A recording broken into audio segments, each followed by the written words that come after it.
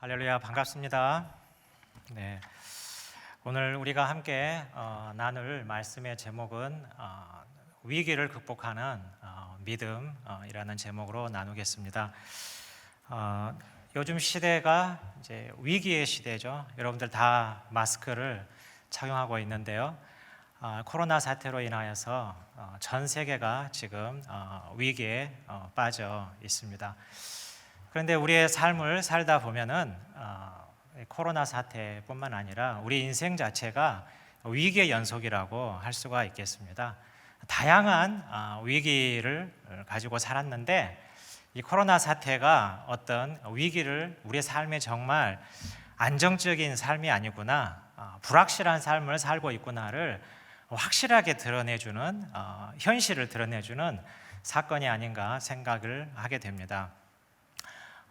우리 주변에서는 여러 가지 위기들이 많이 있습니다. 결혼 위기, 또 젊은 분들에 있어서는 취업 위기, 진로의 위기, 또 관계의 위기, 또 이성 교제에서의 위기, 여러 가지 위기들이 있습니다.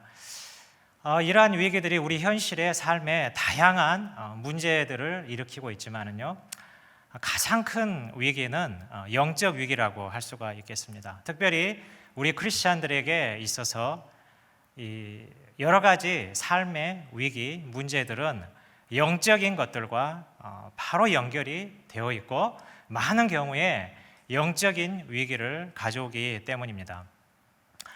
영적인 위기에 빠지게 되면은요, 또 그거를 쉽게 극복하지 못하면은 삶의 지혜라든지 또 어떻게 대처해야 되는 그 힘과 에너지, 의욕을 잃게 됩니다. 또 가장 어려운 것은 우리 신앙의 큰 위기, 신앙이 많이 떨어지는 그런 상황까지 가게 되는 것입니다. 오늘 우리가 읽은 본문 말씀은 엠마오로 가는 두 제자, 위기에 빠진 이 두 제자의 모습입니다. 이 두 제자의 모습을 통하여서 어떻게 우리 주 예수님께서 이 엠마오 두 제자에게 믿음을 심어주셨는지 그걸 여러분들과 함께 나누길 원합니다. 영적 위기에 빠지잖아요. 그러면은 제일 먼저 나타나는 현상이 눈이 가리워지는 것입니다. 오늘 여기도 보면은 엠마오로 가는데 제자들이 눈이 가리워져서 예수님을 알아보지 못했지 않습니까? 눈이 가리워졌다는 것은요, 어떤 감각적으로 보지 못하는 것이 아니라 바로 보지 못한다는 것입니다. 영적 위기에 빠지게 되면은요, 이 진실을 바로 보지 못하고 왜곡해서 보게 되고 또 편협한 관점을 가지고 현실을 바라보게 되는 것입니다. 여러분, 왜 그럴까요? 오늘 본문에서 보면은 두 가지를 우리가 이 눈이 가리워지는 이 두 가지를 살펴볼 수가 있겠습니다. 첫째 보면은 이 충격이 커서 그렇습니다. 충격이 커서. 오늘 본문 말씀에 보면은 15절에 보면은 그들이 서로 이야기하며 문의할 때라고 하지 않습니까? 문의할 때. 이거는 서로 질문을 하는 것입니다. 도대체 무슨 일이 일어났느냐? 상황이 어떻게 되어가느냐? 이해를 못한다는 것입니다. 충격이 커서 그렇습니다.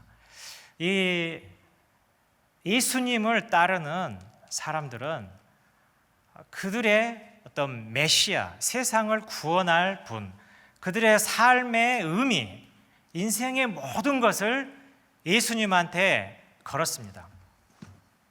그런데 그 예수님께서 너무나 큰 고난을 당하시고 또 고통을 당하셨는데요, 너무나 속절없이 정말 애언서에 나온 대로 끌려가는 양과 같이 도살당하는 것과 같이 아무 저항도 하지 못하고 너무나 수치스럽게 많은 사람들 앞에서 죽어가는 것입니다.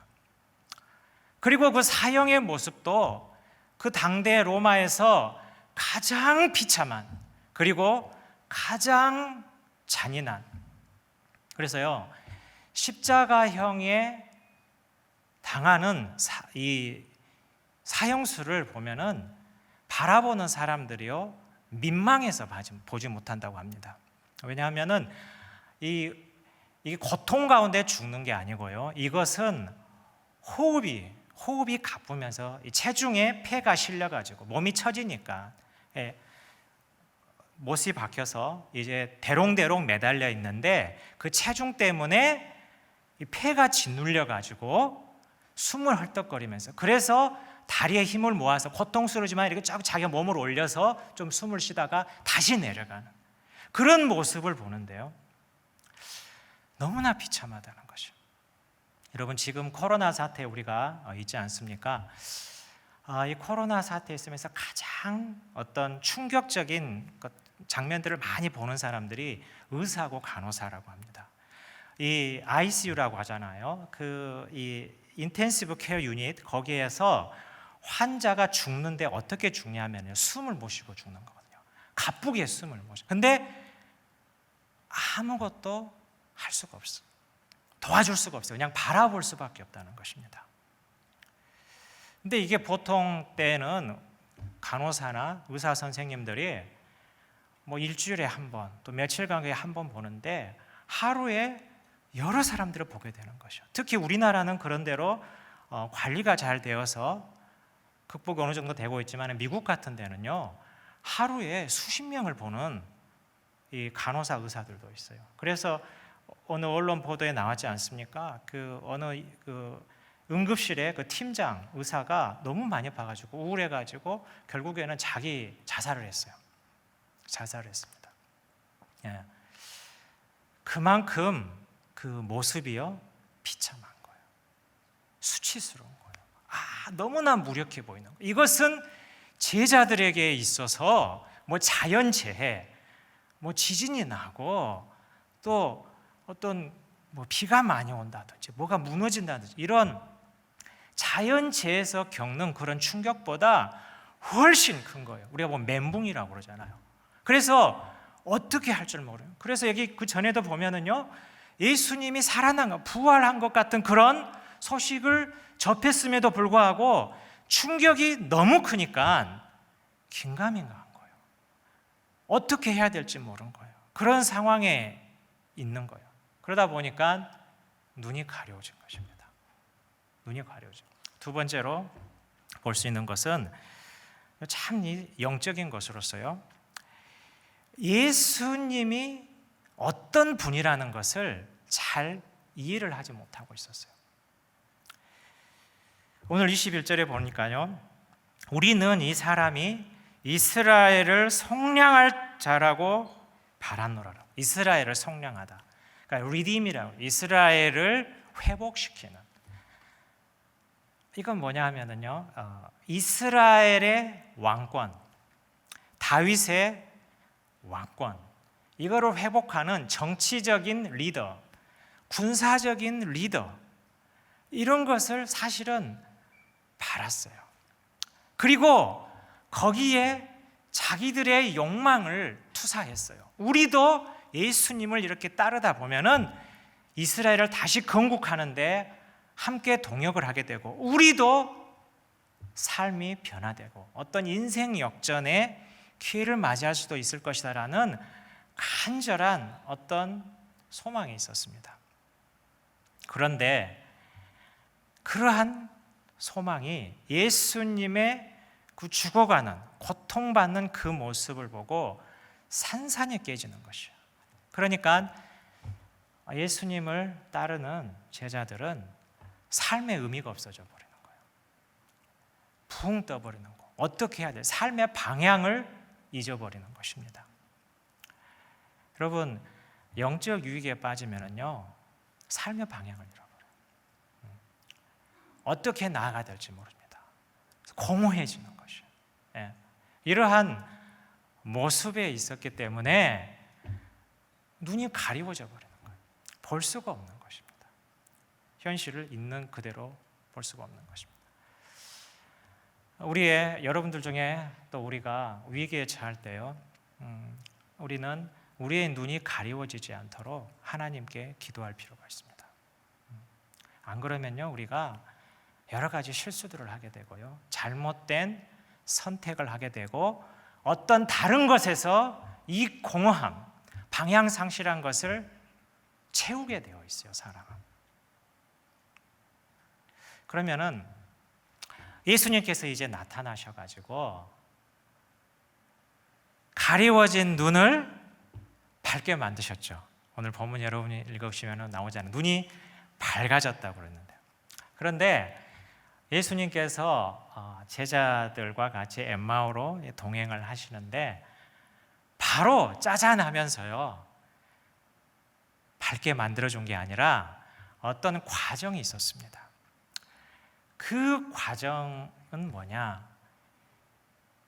제자들의 믿음을 회복시켜주는 과정입니다. 어떤 과정을 거치냐? 믿음, 지식, 또 관계, 이 세 단계의 모습을 거치는 것을 보게 됩니다. 제자들에게 예수님께서 그러셨어요. 25절에 보면 이르시되 미련하고 선지자들이 말한 모든 것을 마음에 더디 믿는 자들이여. 미련하다고 했습니다. 일단 미련하다. 그래서 미련하다는 것은 IQ가 좀 부족하다, 스마트하지 않다, 이런 건 아니고요. 미련하다라는 것은 지식이 없다, 모른다, 지혜가 없다, 이런 것입니다. 그래서 예수님께서 나중에 보면은 가르쳐 주시는 것입니다. 모르니까 알게끔 가르쳐 주시는 것입니다. 그런데 예수님께서 미련하다고 하시면서 믿음이 없는 자들이라고 그랬어요. 더디 믿는 자들이라고 그랬어요. 더디 믿는 자들이라. 성경에 보면은요, 이 하나님을 아는 지식과 믿음이 절대 따로 가지 않습니다. 같이 가는 것을 볼 수가 있습니다. 요한복음 6장 69절 보면은요, 여러분 보이죠? 여기 한번 읽어보면은 이제 베드로가 한 말인데요. 우리는 주는 하나님의 거룩하신 자신 줄을 믿고 알았사옵나이다. 그래서 믿고 알았사옵나이다. 같이 가는 것이죠. 보면은. 그리고 사도 바울은 그의 제자 디모데에게 이렇게 말하는 것을 볼 수가 있습니다. 이 고난을 받되 부끄러워하지 아니함은 내가 믿는 자를 내가 알고요. 그러니까 I know whom I have believed. 믿었는데 아는 거예요. 믿어왔는데 믿음으로 아는 것입니다. 베드로 사도는 베드로후서 3장 18절에 오직 우리 주 곧 구주 예수 그리스도의 은혜와 그를 아는 지식에서 자라가라. 자라가란 말은 믿음이 성장하라라는 것이죠. 그리스도를 아는 지식에서 성장해 가라, 이렇게 말하는 것을 볼 수가 있습니다. 그리고 이 성경에서 보면은요, 이 믿음과 지식을 함께 간다고 말하는데 더 중요한 거는요, 믿음의 분량이 있는데 이것이 하나님을 아는 것과 밀접하게 연관이 되어 있다는. 믿음에는, 성경에는 분량이 있어요. 여러분, 어린아이와 같은 믿음, 여러분 아시죠? 장성한 분량의 믿음, 산을 옮길 만한 믿음, 이게 믿음의 정도를 말하고 있지 않습니까? 그러니까요, 엠마오로 가는 이 두 제자는 믿음이 아예 없는 게 아니죠. 믿음이 아예 없는 건 아니에요. 다만 모르고 있는 거, 어떻게 해야 될지 모르고 있고, 믿음의 방향을 설정하지 못하고 있지, 기본적인 하나님에 대한 구원주, 살아계신 하나님, 이런 부분들에 대해서는 기본적으로 가지고 있는데 예수 그리스도의 죽음이 의미하는 것, 예수 그리스도가 왜 이 땅에 오셨고 왜 이렇게 죽어야지만 하는지, 이 부분에 대해서는 모르고 있었습니다. 그런데요, 그것에 대해서 예수님께서 몇 번 말씀을 하셨어요. 평생 예수님께서 죽으시고 부활하시고 이것이 하나님의 뜻을 이루는 것이다 라고 말을 했는데요, 그것을 제자들은 깨닫지를 못하고 있습니다. 여러분이 베드로가 고백한 우리 베드로의 이야기, 마태복음 16장 21절 말씀을 한번 우리가 보도록 하겠습니다.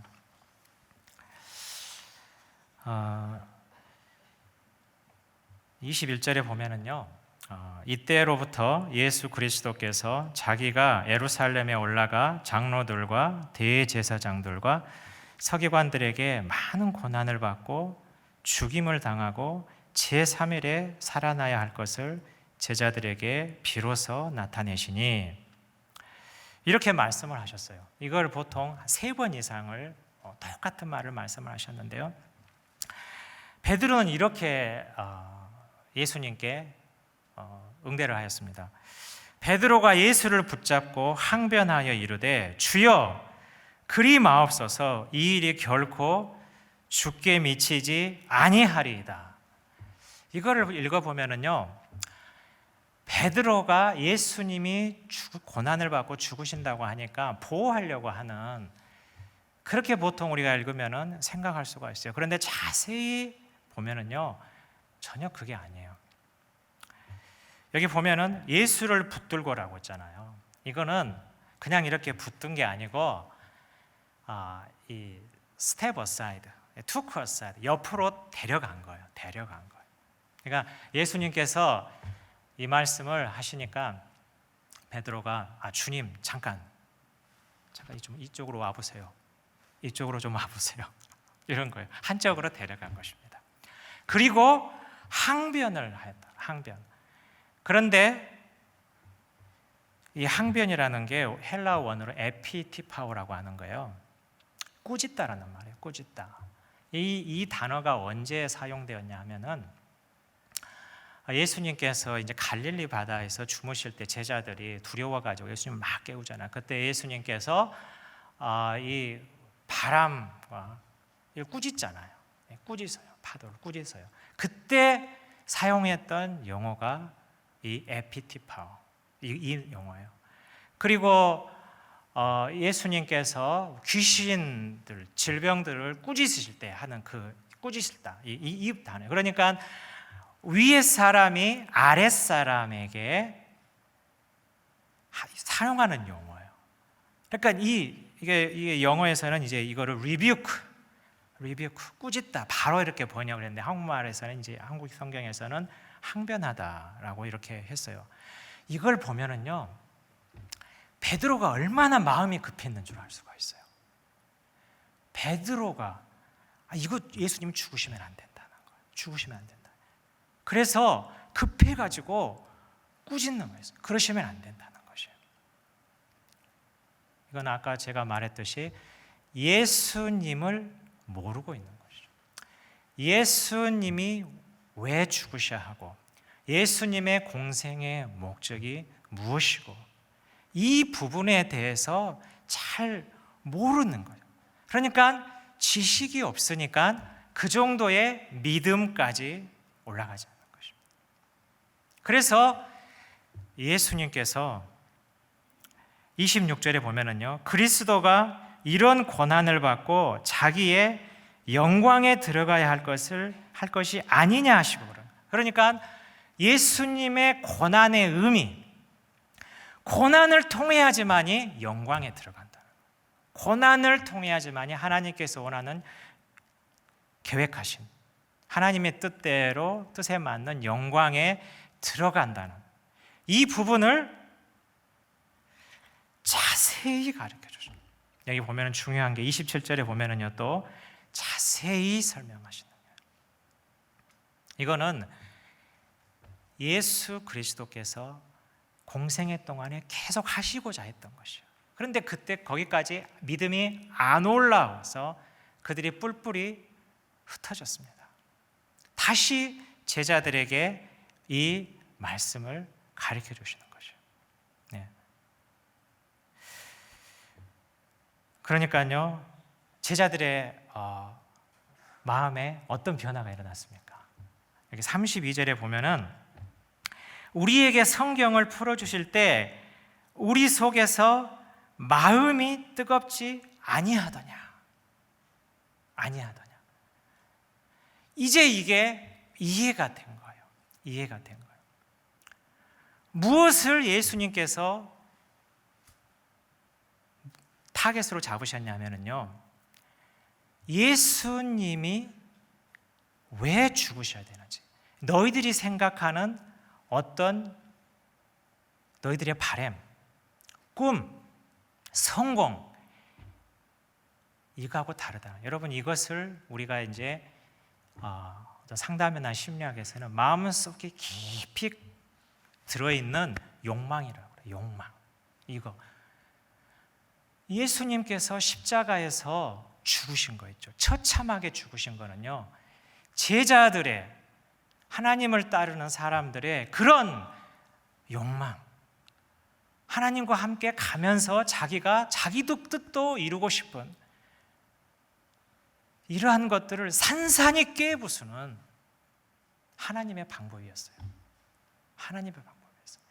그들의 뜻대로 예수께서 예루살렘에 입성해서 다윗의 후손이여 호산나 호산나 하듯이 그렇게 하면서 다윗의 왕권을 회복했다면 그들이 가지고 있는 세속적인 꿈, 욕망은 그대로 남아있습니다.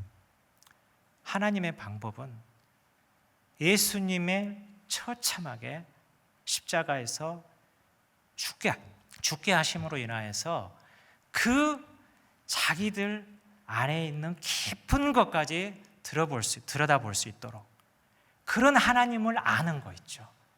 그냥 이스라엘의 왕으로 이렇게 여겼다, 엠마오 제자들이 했던 그것이 아니고 더 깊은 그 지식, 여기까지 가도록 하기 위해서 자세히 고난과 하나님의 뜻에 맞는 죽음에 관한 영광에까지 간 거예요. 그러니까 제자들의 마음이 뜨거워진 거예요. 그런데요, 여러분, 뜨거워졌는데 눈은 열렸어요, 안 열렸어요? 눈이 밝혀졌어요, 아직 밝혀지지 않았어요? 이때까지는 밝혀지지 않았어요. 지식과 믿음을 얻었는데 눈이 밝혀지진 않았어요. 언제 눈이 밝혀졌냐? 예수님께서 떡을 가지고 축사하시고 떼어 그들에게 주시니, 30절에 주시니 그들의 눈이 밝아졌다고 그랬어요. 왜 그들의 눈이 밝아졌을까? 아는 것, 지식, 여기까지는요 그냥 아는 것이에요. 그런데 여기 보면은 예수님께서 엠마오 제자들을 따라서 끝까지 동행하시죠. 함께 하시죠. 함께 머무시죠. 날이 저물었는데요. 그리고 음식을 함께 나누시죠. 그리고 그 떡에 축사하죠. 이거는 뭘 말하죠? 뭘 상기시키시죠? 성찬 말이에요. 성찬. 떡에 축사하는 성찬의 의미는 무엇이죠? 예수님께서 자신의 몸을 부시기까지, 죽기까지 우리를 사랑하신 그 사랑을 기억하는, 예표하는, 드러내는 것입니다.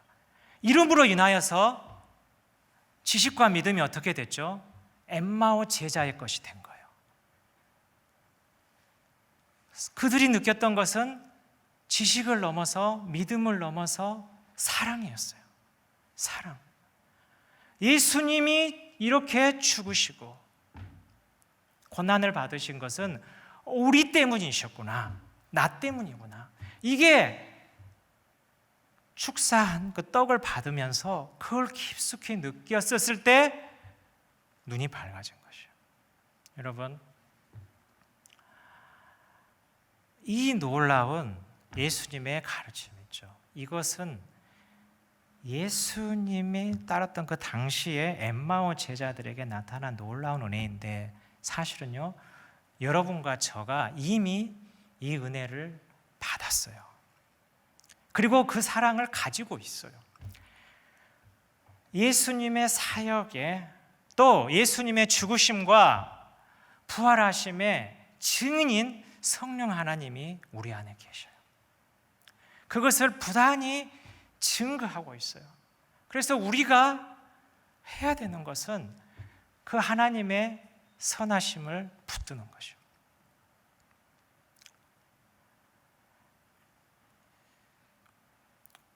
우리가 보면은요, 위기 상황에서 많이 도전을 받는 게 하나님의 선하심, 하나님의 사랑에 대한 어떤 의심, 이런 부분이에요.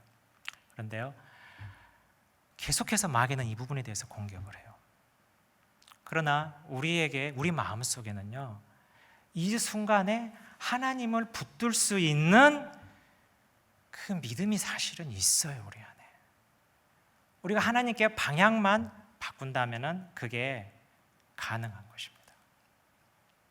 여러분, 위기 상황에서 그렇지 않으면 눈이 멀게 돼요.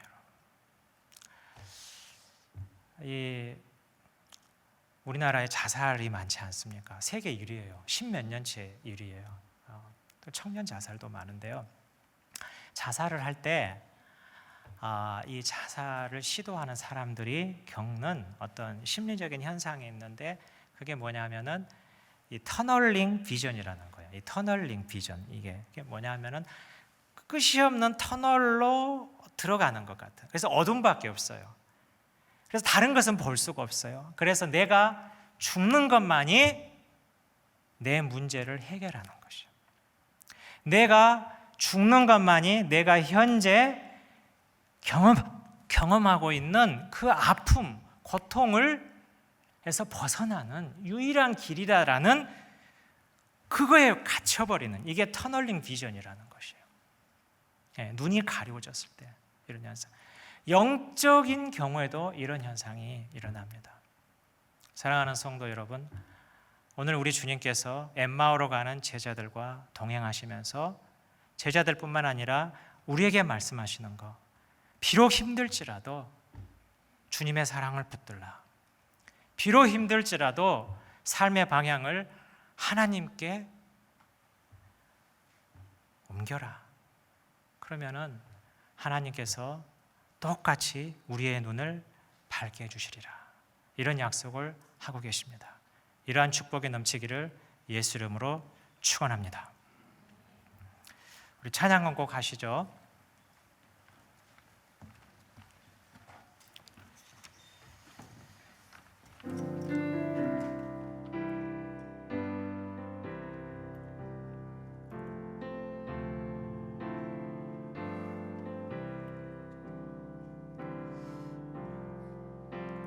약한 나로 강하게, 가난한 날 부하게, 눈먼 날 볼 수 있게 주 내게 행하셨네. 우리 다 함께 일어나서 다시 한번 찬양하겠습니다. 약한 나로 강하게, 약한 나로 강하게, 가난한 날 부하게, 눈먼 날 볼 수 있게 주 내게 행하셨네.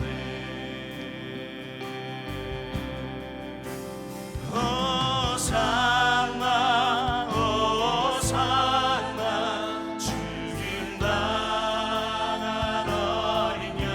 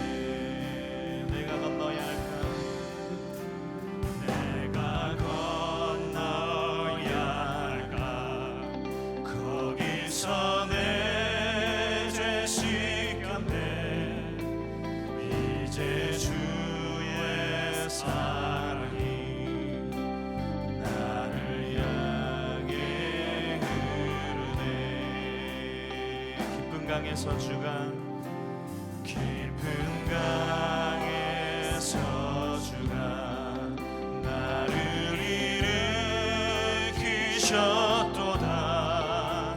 구원의 노래부 예수 자유 주셨네. 예수 자유 주셨네.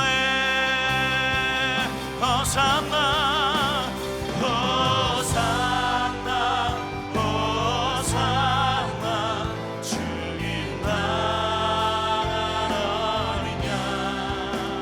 호산나 호산나 예수 아직 호산나